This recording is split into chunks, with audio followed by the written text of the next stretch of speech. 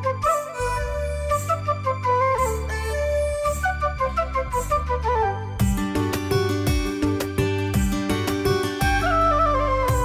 यो बदल्नु छ, सुरु गरौँ आफैबाट। जोस जागर फिजाउँदै इलम गरौँ आजैबाट। पर्दैन है विदेश जान, आए गर्जन यही गरौँ। जानै परे राम्रोसँग बुझौँ अनि सिप सिकौँ। जीविका र समृद्धिको साझा अनि ताजा आधार। हाम्रो एउटै आराधना रोजगार हाम्रो सरकार, रोजगार हाम्रो सरकार। दर्शकवृन्द नमस्कार। कार्यक्रमको आजको श्रृङ्खलामा यहाँलाई हार्दिक स्वागत छ। हामीले यो कार्यक्रममा समग्रमा रोजगारीका प्रसङ्गहरू उठाउँदै आएका छौँ, जुन कुरा यहाँलाई थाहा भइसक्यो। नेपाल सरकार, वैदेशिक रोजगार बोर्ड र नेपाल टेलिभिजन बीचको सहकार्यमा यो कार्यक्रम प्रसारण हुने गर्छ। त कार्यक्रम एनटिभी इटहरी र एनटिभी कोहलपुर तीनवटा च्यानलमा साप्ताहिक रूपमा प्रसारण हुने गर्छ, फरक फरक समयमा, अनि विभिन्न सामाजिक सञ्जालमा पनि हामी प्रस्तुत गर्ने गर्छौँ। कार्यक्रमको मुख्य उद्देश्य भनेकै सकेसम्म स्वदेशमै स्वरोजगारी गर्न युवाहरूलाई उत्प्रेरित गर्ने र विदेश जानै छ भने, विदेश जाने भयो भने धेरै कुरा बुझेर सिपसिकेर मात्रै जाउँ भनेर जानकारी प्रदान गर्ने अनि उत्प्रेरित गर्ने, र कुनै कुरा बुझ्नु पर्यो भने, सिक्नु पर्यो भने कहाँ सम्पर्क गर्ने भनेर त्यो पनि जानकारी प्रदान गर्ने। दर्शकवृन्द, आजको कार्यक्रममा हामी एउटा सफलताको कथा प्रस्तुत गर्दैछौँ। धेरै युवाहरू वैदेशिक रोजगारीमा गएका छन् अनि ती युवाहरू एक दिन फर्किन्छन्, धेरै युवा फर्केका पनि छन्। त फर्केपछि के गर्ने, धेरैलाई अन्यल हुने गर्छ। विदेश गएर फर्केर उद्यमशीलता अपनाइरहेका, कृषि पेसा अपनाइरहेका केही युवाहरूको सफलताको कथा आजको कार्यक्रममा हामी प्रस्तुत गर्दैछौँ। त्यसको लागि यहाँहरूलाई हामी बागमती प्रदेशको काभ्रे जिल्लाको पाँचखाल नगरपालिका वडा नम्बर 10 को यो कथा देखाउँदैछौँ। त्यतैतिर यहाँहरूलाई हामी लिएर जाँदैछौँ।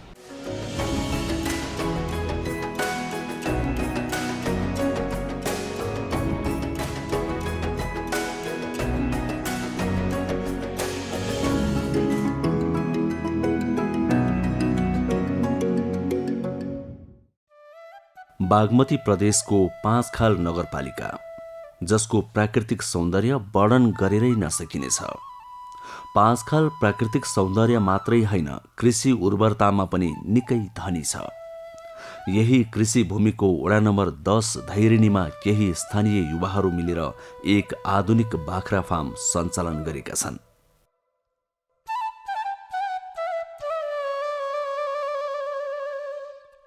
राजेन्द्र घिमिरे, बलराम तिमल सेना, देवराज बन्जारा लगायतको सहभागिता रहेको यो पौरक भूमिमा हाल करिब 100वटा बाख्राहरू छन्। राजेन्द्र, देवराज, बलराम तीनैजना विदेश गएर अनेक दुःख सुख भोगेर स्वदेश फर्किएका हुन्। यी युवाहरूको यो प्रयास यस क्षेत्रकै नमुना हो, जसले स्वदेशमै स्वरोजगारीको एक उत्कृष्ट उदाहरण पेश गरेको छ। यहाँ नेपालमा साँच्चै भन्नुपर्दा राम्रै ठाउँमा जागिर छोडेर विभिन्न चरण पार गर्दै भने प्रोजेक्टहरूदेखि जागिर चाख्दै विदेश गएँ। तपाईँको दुबई गएर 45 दिन फर्केँ। यहाँ जो एजेन्टले मलाई जुन आश्वासन दिएर पठाएको थियो त्यो चाहिँ बिल्कुलै भएन। त्यहाँ के रहिदियो भन्दा यहाँ एउटा सेलेरी एग्रिमेन्ट गरेर पठायो, उनीहरूले सेटिङ गरेर पठाइदियो, उता गएर सेलेरी त्यो पनि भएन, जुन काम भने त्यो काम पनि दिएन। 45 दिन दुबईको खाडीमा घाम तापेर फर्कियो। त्यस पछाडि फेरि पनि जान्छु भनेर करिब 2 महिना नेपाल बसेपछि साउदी अरब पुगेँ। त्यहाँ भनेको काम, सेलेरी सबै कुरा सेटिस्फाइड थिएँ। म जे भनेको थियो त्यही काम गरेँ, एसीभित्र बसेर गरेँ। तर विडम्बना के थियो भन्दा सेलेरी अलि न्यून थियो। त्यो न्यून सेलेरी भए पछाडि म फर्केँ। 26 महिना आफ्नो भिसा सकाएँ, फर्केँ। यता केही गर्छु भन्ने कन्सेप्ट चाहिँ म साउदी हुँदै थियो, एउटा फार्म नै गर्छु भन्ने थियो। बावजुद मसँग यथेष्ट पैसा भएन। अनि फेरि यता आयो, भूकम्पको दोस्रो चरण चल्दियो। भूकम्प चलिरहँदा पनि केही गर्छु भन्दै यो अहिले समयसम्म घरमा सानो चिया पसलमै व्यस्त भएर जक्डिएर बसियो। ऊर्जाशील समय त्यत्तिकै खेर फालियो। यता काम गर्नलाई मसँग पर्याप्त पुँजी भएन फर्म सञ्चालन गर्न। अनि टिममा काम गरौँ भनेर साथीभाइहरू हामी 10 जना मिल्यौँ। 10 जना मिल्दाखेरि हामीसँग युरोपको भिसा त्यागेर बस्नुभएका पार्टनर पनि हुनुहुन्छ, अडिटिङ काम गरिरहेका साथी पनि हुनुहुन्छ, इभन खाडीकामा भिसा 8-10 वर्ष दुःख गरेर फर्किनुभएका साथीहरू पनि हुनुहुन्छ। हामी यसरी टिमवर्कमा गरौँ न भनेर हामी काम सुरु गरिरहँदाखेरि अहिले भइदियो चाहिँ के भन्दा हामी करिब लगानी अन्तिम चरणमा पुग्यौँ, हामीसँग भएको पैसा सकियो। अहिले हामी सरकार अथवा बैंक यीसँग वित्तीय संस्थाहरूमा ढोका ढकढकाउन जान पर्ने चाहिँ बाध्यता हामीसँग रहिरहँदा अहिले सरकारमा चाहिँ बैंकहरूले पैसा छैन भन्ने अनि स्थिर सरकार नभइदिने, एउटा सरकारले एउटा अवधारणा ल्याइदिन्छ, अर्को सरकारले अर्को अवधारणा ल्याइदिन्छ। यसो गरिरहँदा पनि यो फर्म यहाँसम्म ल्याएका छौँ। सन्तोषजनक नै हिसाबमा चाहिँ अहिले बाँचेका छौँ। अब जस्तै विदेश गएर पनि यो सन्तुष्ट थिएन म जति यहाँ छु। किन भन्दा म इभन अहिले खाडी जानेले पनि 2-3 लाख रुपियाँ त मिनिमम सकेको हुन्छ। मेन पावर धाउनेदेखि लिएर तपाईँको पासपोर्ट बनाउनेदेखि लिएर इभन खाडी जाँदाखेरि कालो चस्मा समेत त्यही वैदेशिक रोजगारकै सिलसिलामा लगानी गरेर जान्छ। त्यो 2-3 लाख रुपियाँ इभन यही लगानी गरेर बस्यो भने उसले भोलिका दिनमा चाहिँ मैले जागिर पाइनँ, मसँग कमाइ भएन भनेर भौतारिरहनु नपर्ने देखिएको छु मैले चाहिँ। यो फार्म सुरु गर्नुभन्दा अगाडि मध्य लकडाउनको बेला थियो। सबै हामी 8-10 जना साथी मिलेर एउटा टिमवर्कमा काम गरौँ भन्ने एउटा कन्सेप्ट आयो। अनि हामीले जति फर्म स्ट्रक्चर बनायौँ यो कुनै इन्जिनियर छैन, सबै हाम्रो आफ्नै दिमागले चाहिँ यहाँसम्म लिएर आयौँ। अब टिमवर्कमा काम गर्दा कोही साथीको के सबैसँग समान पैसा भएन। त्यो नहुँदै पनि हामीले यो अवस्थासम्म लिएर आयौँ। हामीलाई चाहिँ के थियो भन्दाखेरि यहाँ एउटा एग्रो टुरिज्म पनि विकास गर्न सकिन्छ कि भन्ने हाम्रो छुट्टै एक प्रकारको कन्सेप्ट पनि थियो। त्यो कन्सेप्टको लागि चाहिँ हामीले सबै कुराहरू रेडी गरिरहेका छौँ। तर अहिले अलिकति देशमा नै आर्थिक मन्दीको अवस्थामा गुज्रिरहेको भएर हामी त्यो एग्रो टुरिज्मलाई चाहिँ सँगसँगै लान सकेका छैनौँ। अहिले जुन गरिरहेका छौँ एउटा फर्स्ट स्टेजको काम मात्र सकेका छौँ। अहिले हामीले 30वटा बाख्रा हालेका थियौँ सुरुमा, अहिले करिब 60वटा बाख्रा पुगेको छ। व्यवसाय देख्दा राम्रो देखिन्छ तर चुनौती पनि छन् व्यवसायभित्र। ती चुनौती केलाइदिएर हेरिदिने हामीसँग निकाय छैन साँच्चै भन्नुपर्दा। न सरकारले हेर्छ न हामीसँग स्थानीय निकायदेखि 3 तहका सरकार छन्, त्यो हेर्ने हामीलाई त फर्स्टमा त स्थानीय निकाय हो। हामीले स्थानीय निकायले पनि हामीलाई राम्रो सपोर्ट छैन, किन हामीसँग प्राविधिकै छैन। जस्तै सिंहदरबारको अधिकार गाउँ जसरी सरकारले नारा लगाएको छ त्यो चाहिँ छैन। त्यो हुनलाई त हामी यस्ता व्यवसाय गर्ने धेरै छौँ यो एरियामा। एटलिस्ट हामीलाई एउटा प्राविधिक छोडिदिएको भए, त्यो पनि छैन। हामीले प्राविधिकलाई पनि घचघचाइ बोलाउनु पर्छ, प्राइभेट सेक्टरको प्राविधिक बोलाउनु पर्छ। धेरै चुनौती पनि यो व्यवसायमा देखेको छौँ। तर चुनौती भइरहँदाखेरि पनि हामी चाहिँ सफल भएकै मान्छौँ। यो अवस्थासम्म आइपुग्दाखेरि करिब एक वर्ष भयो यो सुरु गरेको। हामीले 1 वर्षमा हामी सिक्ने नै चरणमा छौँ, सिकिसकेका पनि छैनौँ।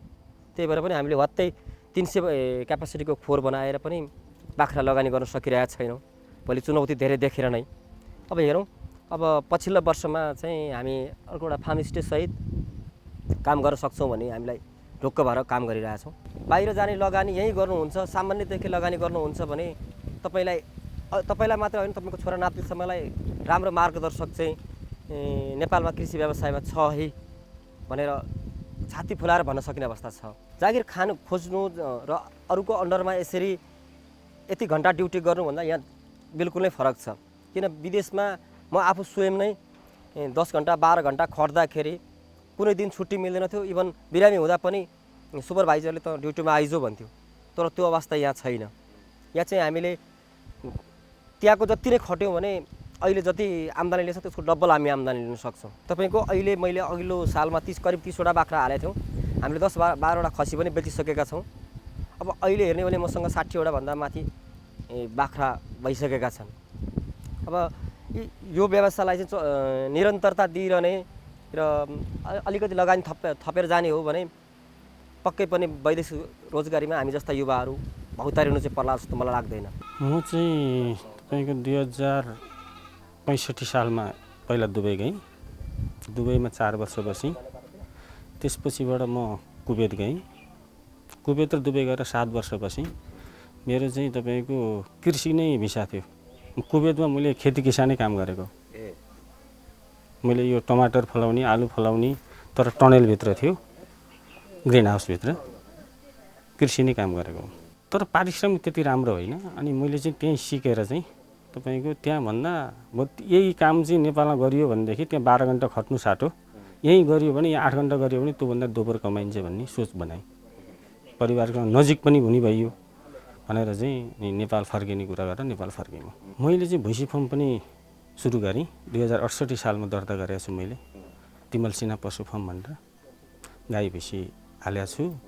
अनि त्यस पछाडिबाट चाहिँ अब साथीहरू मिलेर यहाँ गरौँ न त सबैजना भएर, तपाईँहरूलाई नि अलिकति अनुभव छ कृषि सम्बन्धी भन्दा साथीहरूले नि भन्नुभयो।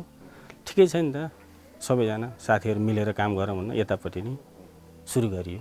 यहाँ गर्न लागेपछि अब हामीले सोचे जस्तो त यहाँ नि भएको छैन। बिचमा हामीलाई अलिक लकडाउनले गर्दा गाह्रो भयो। हाम्रो अलिकति संरचना बनाउनलाई अलिकति खर्च धेरै भयो र हामीले सोचे जति बाख्रा हाल्न सकेका छैनौँ। अब हामी हाल्ने तयारीमा छौँ। अब अलिकति बैङ्कले पनि लोन रोकेको कारणले गर्दा अलिक गाह्रो भइरहेछ। हामी यसमा अब अहिले बाख्रा थप्ने हाम्रो लक्ष्य चाहिँ 300वटाको भनेर बनाएको हो यो हामीले संरचना। अब अहिले त हामी अब तत्काल त त्यति पुर्याउन सक्दैनौँ। अब यसमा केही बाख्रा थप्ने अनि अब हाम्रो पछिको भने त हाम्रो यो पनि होमस्टे पनि बनाउने भन्ने हाम्रो लक्ष्यले काम सुरु गरे हौँ। लोकल बाख्रा पनि लोकल कुखुरा पनि हालेका छौँ अलिकति। अब बिस्तारै यसलाई वृद्धि गर्दै जाने भन्ने सोच छ। सन्तानको प्रगति र खुसी अभिभावकको लागि त्यसै पनि गौरवको कुरा हुन्छ। त्यसमा पनि माटो र श्रमको यो सम्मान आफैमा एक फरक कथा हो। त्यसैले यी पौरखी युवाका अभिभावक पनि दङ्ग छन्। राजेन्द्रका बुबा केदार घिमिरे जो अवकाश प्राप्त प्रधानाध्यापक हुन् र हाल समाज सेवा गर्छन्, उनी पनि छोराले पौरख प्रकृति र माटोलाई यसरी बुझेकोमा आफ्नो खुसी यसरी व्यक्त गर्छन्। मलाई चाहिँ के लाग्छ भने जागिर मात्र सर्वेसर्वा होइन। जागिर चाहिँ एउटा निश्चित परिवार पालनको लागि मात्रै हो। त्यसले आफूलाई निट एन्ड क्लिन मात्रै राख्न सपोर्ट गर्छ, नाम कमाउला। तर नाम एक ठाउँबाट मात्र कमाइँदैन, हरेक ठाउँबाट कमाउन सकिन्छ। कृषि चाहिँ यस्तो पेसा हो जसले आफू मात्र बाँच्दैन, सबैलाई बचाउँछ। त्यसैले मैले अगाडिदेखि नै बाबुलाई भनिरहेको थिएँ, बाबु जे गर्ने हो एउटा व्यावसायिक रूपमा काम गर, निर्वाहमुखी मात्र काम नगर। निर्वाहमुखीले चाहिँ आफूलाई जिउन मात्रै सिकाउँछ, व्यावसायिक मुखीले चाहिँ हरेक मान्छेलाई चाहिँ व्यवसायमा लाग्न प्रेरित गर्छ। यसकारण व्यवसायले चाहिँ आफू मात्र निर्भर बनाउँदैन, अरूलाई पनि निर्भर बनाउन सिकाउँछ र धेरै मान्छेहरूलाई रोजगारीको अवसर पनि दिन सकिन्छ भन्ने भावनाले कृषितिर लाग्न मैले प्रेरित गरेको हुँ। सुरुमा पनि मैले तरकारी खेती गर्दाखेरि पनि व्यावसायिक गर, कुखुरा गरे पनि व्यावसायिक गर, बाख्रा पाले पनि अथवा जे काम गर्छौ व्यावसायिक रूपमा गर। व्यवसायले चाहिँ मान्छेलाई आफू मात्र होइन अरूलाई पनि बाँच्न सिकाउँछ भनेर मैले प्रेरणा दिइरहेको थिएँ। अनि विदेश गयो, धेरैतिर चाहिँ दौडियो।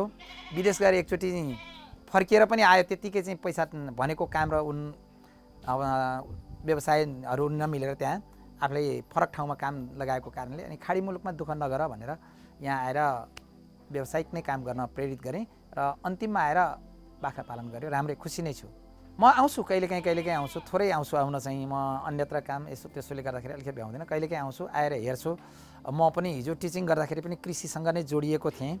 मलाई बाख्रा पाठा गाई बस्तु पाडा बाछाहरूसँग चाहिँ रमाउने खेल्ने इन्ट्रेस्ट थियो र इभन मैले पनि जागिर 20 वर्षमै छोड्न पाएको भए म कृषिमै गर्छु भन्ने थिएँ। मलाई त्यो शिक्षण पेसाले मेरो इच्छाभन्दा बढी 7 वर्ष बढी बाँधेर राख्यो अनि मैले त्यसलाई सङ्घाल्न सकिनँ। बाबुले गरेकोमा अति सन्तुष्ट छु म। दर्शकवृन्द, कुनै पनि समाजको विकास हुन, कुनै पनि देशको विकास हुन स्थानीय तहहरू अर्थात् स्थानीय स्तरको निकै ठुलो भूमिका हुन्छ। हाम्रो जस्तो देश जसले संहिताको भर्खर अभ्यास गर्दैछ, यो देश जस्ता ठाउँहरूमा मुलुकहरूमा त स्थानीय तहको निकै ठुलो भूमिका हुन्छ नै। अहिले स्थानीय तहले अर्थात् नगरपालिका, गाउँपालिका र वडाहरूले जस्तो भूमिका खेल्छन्, हाम्रो भविष्य त्यस्तै हुने हो।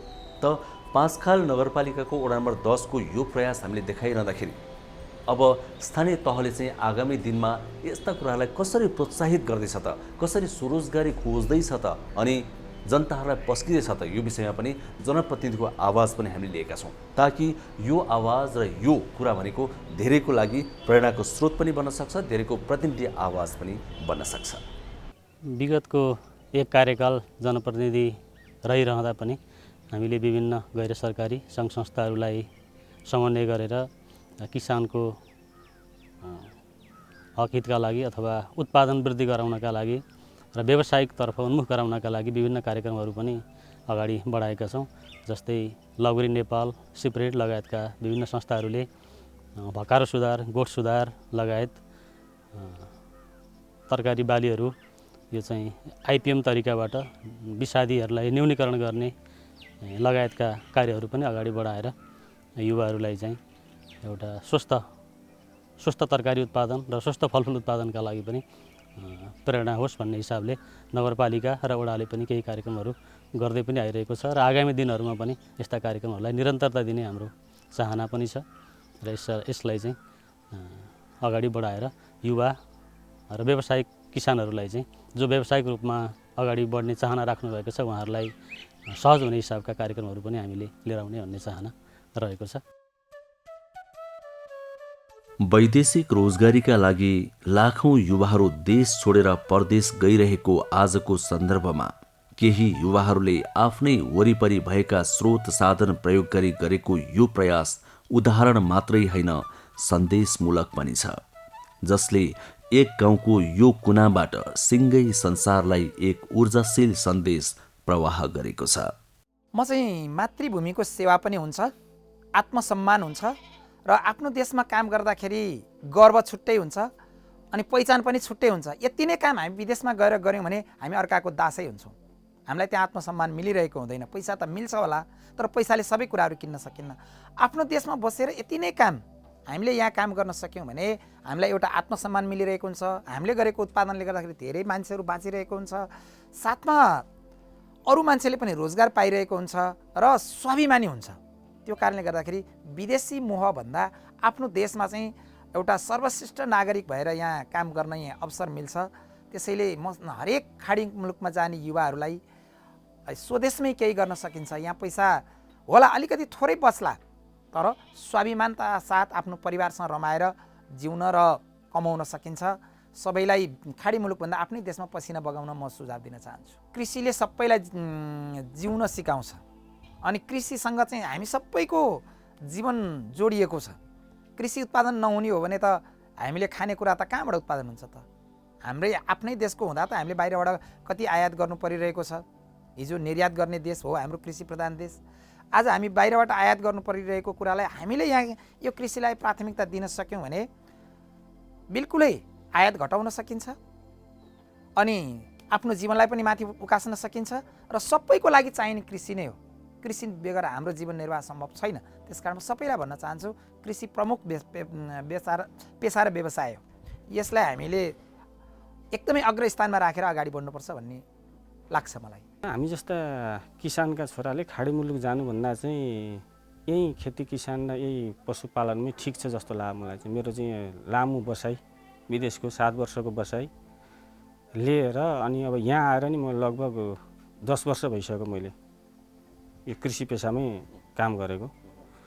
त्यो अनुभवले गर्दाखेरि आफ्नो बालबच्चा पढाउन आफूलाई पकेट खर्च निकाल्नलाई कुनै दुविधा छैन, कसैसँग माग्नु पर्दैन। युवाहरू त विदेश खाडी मुलुक त मैले चाहिँ भन्नुपर्दा नजानुहोस्, यहाँ आफ्नै उसमा खट्नुहोस्। यहाँ अब कुनै आफ्नो जग्गा जमिनै छैन भने भाडामा लिएर नि काम गर्न सकिन्छ। यहाँ भाडामा लिएर नि काम गरेर पनि परिवार पाल्न सकिन्छ। विदेश किन जानु? विदेश नजानुहोस् भन्न चाहन्छु म त। अब हामी जस्ता युवाहरूले एउटा कुरो एउटा ट्रेनिङ तालिम कुनै केही पनि नलिकन विदेश जान्छन्, तिनीहरूले भने दुःख पाउने मात्रै हो।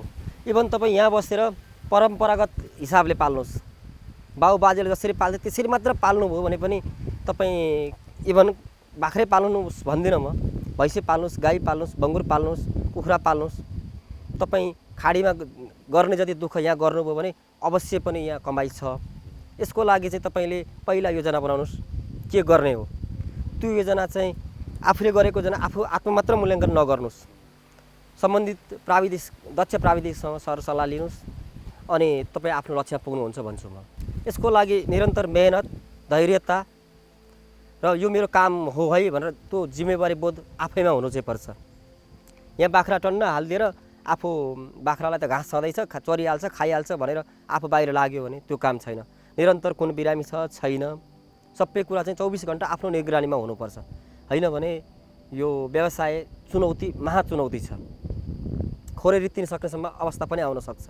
त्यस्तो अवस्थामा चाहिँ धैर्यता, लगनशीलता, मेहनत यो चाहिँ मेरो आफ्नै हो भनेर मेरो जिम्मेवारी हो भनेर सम्झ्यो भने पक्कै पनि सफलता भइन्छ भन्ने मलाई लाग्छ। सबैभन्दा महत्त्वपूर्ण कुरा कहिलेकाहीँ काम गर्दै जाँदा हामी विभिन्न पाटोबाट असफल हुन्छौँ।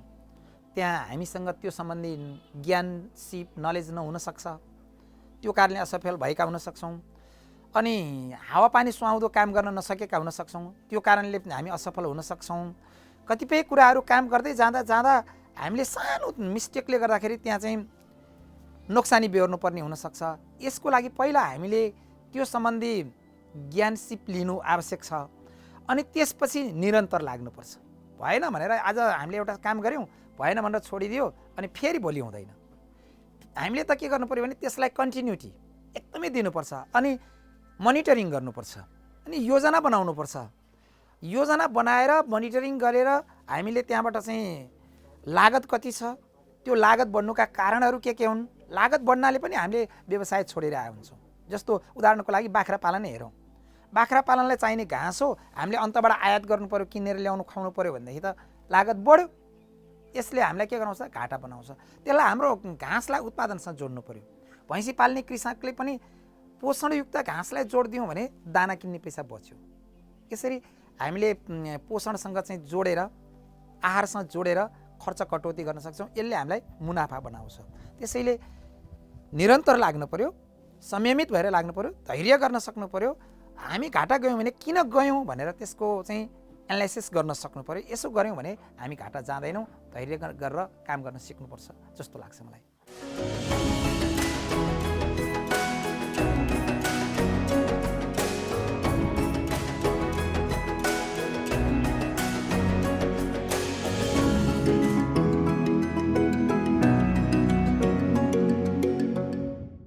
हजुर दर्शकवृन्द, आज हामीले कार्यक्रममा एउटा कथा प्रस्तुत गऱ्यौँ, केही विचारहरू प्रस्तुत गऱ्यौँ, केही दृश्यहरू प्रस्तुत गऱ्यौँ। हामीलाई विश्वास छ यहाँहरूले पक्कै पनि केही नयाँ कुरा पाउनुभयो आजको कार्यक्रममा। हामी फेरि पनि भन्छौँ, सकेसम्म यस्तै पेसा अपनाउन सकिन्छ। हाम्रै वरिपरि प्रशस्तै सम्भावना छ। हाम्रै पाखा पखेरामा राम्रो आम्दानी गर्न सकिन्छ। रोजगारीको लागि विदेश नजाउँ। यदि जानै छ भने धेरै कुरा बुझेर सिप सिकेर मात्रै जाउँ, ताकि हाम्रो वैदेशिक रोजगारीको यात्रा सफल र फलदायी बनोस्। यदि यहाँहरू कुनै पनि विषयमा जानकारी चाहनुहुन्छ भने वैदेशिक रोजगार बोर्डमा सम्पर्क गर्नुहोला। बोर्डले जानकारी मात्र होइन, सहयोग पनि प्रदान गर्ने गर्छ वैदेशिक रोजगारको विषयमा अनि विदेशबाट फर्केपछि पुनर्स्थापनाको विषयमा। कार्यक्रमबाट छुट्टी बेला भएको छ। त्योभन्दा अगाडि केही कुरा भनिहालौँ। यो कार्यक्रम एनटिभी इटहरी, एनटिभी कोहलपुरमा साप्ताहिक रूपमा प्रसारण हुन्छ अनि विभिन्न सामाजिक सञ्जालहरूमा पनि प्रस्तुत हुने गर्छ। हामीले स्क्रिनमा ती जानकारी देखाइरहेका छौँ। अर्को हप्ता फेरि पनि भेट्छौँ। साप्ताहिक कार्यक्रममा हामीले नै भनिहाल्यौँ। यति चाहिँ कार्यक्रम हेर्नुभयो, यो आत्मीय साथको लागि यहाँलाई धेरै धेरै धन्यवाद। समाज यो बदल्नु छ, सुरु गरौँ आफैबाट। जोस जागर फिजाउँदै इलम गरौँ आजैबाट। पर्दैन है विदेश जान, आए गर्जन यही गरौँ। जानै परे राम्रोसँग बुझौँ अनि सिप सिकौँ। जीविका र समृद्धिको साझा अनि ताजा आधार। हाम्रो एउटै आराधना, रोजगार हाम्रो सरकार।